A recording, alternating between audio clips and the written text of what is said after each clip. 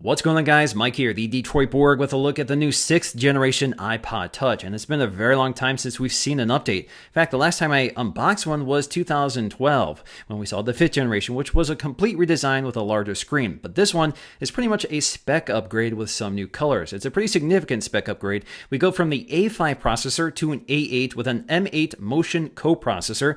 We go from a 5 megapixel rear-facing camera to an 8 megapixel iSight camera. We also get some new colors, so gold has finally been added to the iPod lineup.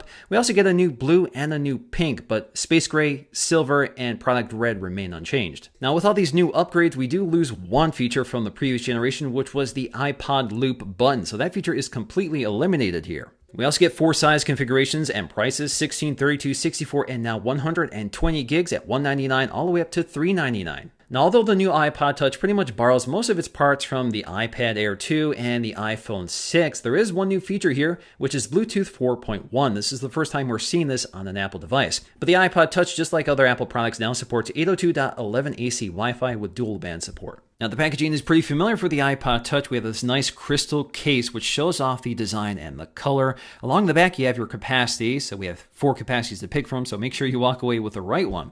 Of course, we have our iPod Touch branding along the side, Apple logo on the top, and on the bottom you have your serial number information.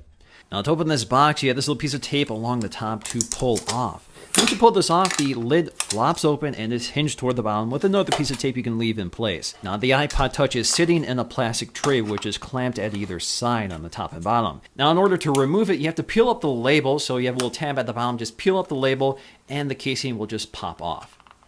And there we go, we have our naked iPod Touch ready to boot up.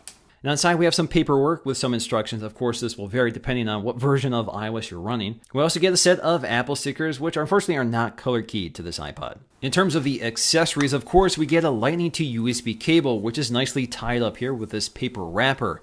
We also get a set of earpods, which are the cheaper variants. They do not include a remote control and microphone like the one on the iPhone, and we also don't get that carrying case like the iPhone. Taking a close look at the design of the iPod Touch, it's pretty much carried over here, very familiar Apple language. It looks like the current iPads and very similar to the iPhones, but it lacks that curved edges. But of course, we get that nice chamfered metal edge, which I think looks really nice with this gold color. We have a 4-inch Retina display unchanged here, resolution of 1136 by 640, good for 326 ppi. It's a really nice display, although not terribly large here.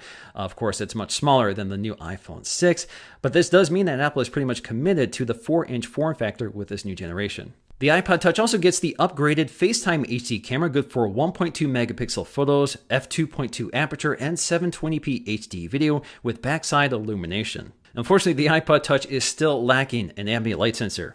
Now, unfortunately, the iPod Touch did not get Touch ID, so the home button is pretty much unchanged, but you can see with this gold color, it's actually color matched to the gold finish, which is kind of nice.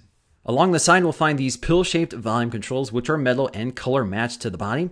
Along the top, we'll find our sleep-wake power button, still on the top, not along the side like you see with the newest iPhones.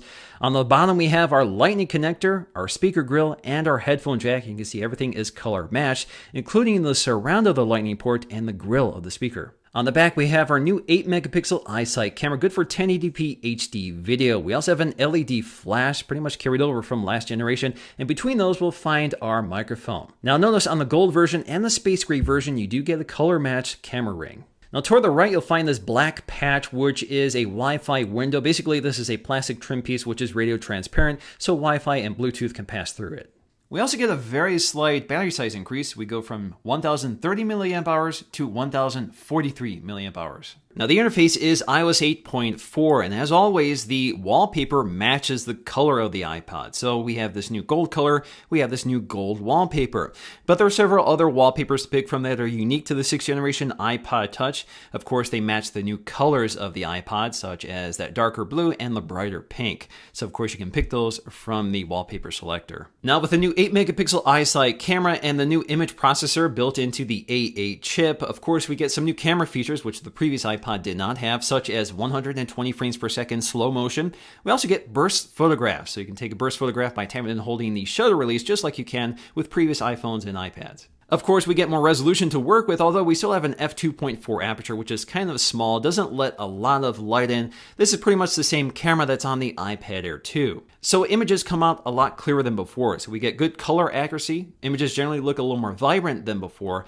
And if you have great lighting conditions, images look great. Now, low lighting conditions is still not the best camera here. You still see a lot of grain, but the A8 image processor does a pretty good job cleaning it up and brightening the photos. Now, in terms of the flash, it's not very bright and it's not a dual tone flash, so results can be mixed. Handheld video also looks really good here. So we do have software stabilization, which does a really good job cleaning up video, but we don't have optical image stabilization like we get with the 6 Plus, which I think is to be expected.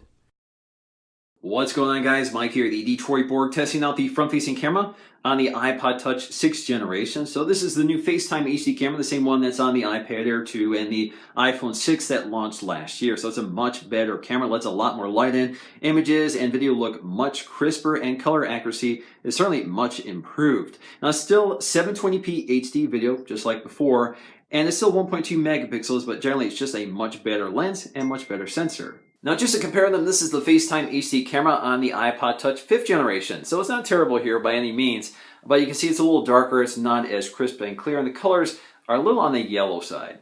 Another thing that's improved with the iPod Touch 6th generation is the speaker quality. Now, if you look at the previous generation, you can see the iPod Loop feature was built into the area behind the speaker, which probably took away a lot of space. So with the new generation, that's completely removed. So the speaker seems to be louder with more dynamic range, so it sounds a little richer. So this makes it a much better handheld gaming device than it used to be.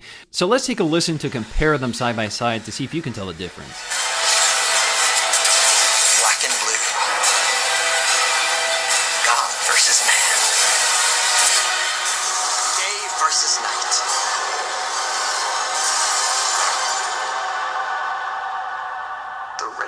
Are coming. The red capes are coming.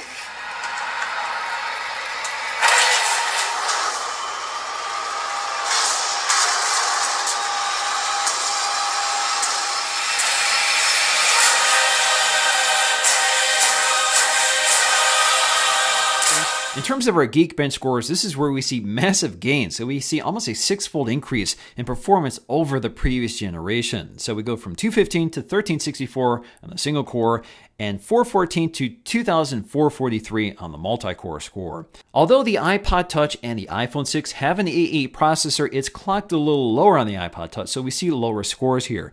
So the iPod Touch is clocked at 1.13 gigahertz versus 1.4 gigahertz on the iPhone 6. The 6th generation also doubles the RAM of the 5th generation, so we go from 500 to 1 gig of RAM, just like the iPhone 6. For day-to-day tasks, the new iPod is noticeably quicker, more reliable, and smoother than the 5th generation iPod Touch, which tended to bog down and sometimes stall on certain tasks, and that came with newer versions of iOS, as the older hardware had a harder time keeping up with newer software. So this iPod Touch is definitely ready for iOS 9 and future releases. In terms of gaming performance, this is where we see massive gains here from the A5 chip to the 64-bit A8 chip, which supports the metal architecture for gaming development. So you should see much better gaming performance out of this iPod Touch than the previous generation. So in my testing here, games look great. They pretty much keep up with the iPhone 6 or the iPad Air 2. So frame rate is smooth, details are crisp, and performance is great. Now, personally, the only issue I have with gaming on the iPod Touch is just the size and resolution of the screen. There's not a lot of resolution to work with, and the screen is pretty small, so it's kind of hard to see some of the details. So in the end, the iPod Touch is a significant improvement over the previous generation. It's actually one of the first iPod Touches to really meet almost parity with the current iPhone in terms of its specs. So this is really here for the long haul. So who knows how many iPod Touches we'll see in the future, but this is here to stay for at least a few more years. Now, personally, I would like to see Touch ID on the iPod Touch, but I understand the need to keep costs down so it's affordable. And I would also like to see a larger screen, but with a thinner iPad mini arriving and with pricing kind of overlapping on the iPod Touch, you can see that maybe that's not necessary. Now, if you want to check out the new pink and blue colors available on the iPod Touch, Dom Esposito and Danny Winget will be covering those in their iPod Touch videos, so I'll leave those linked in the description below so you can check them out. So I hope you guys enjoyed this video. If you did, please give a thumbs up and let me know, and I'll see you guys in the next video.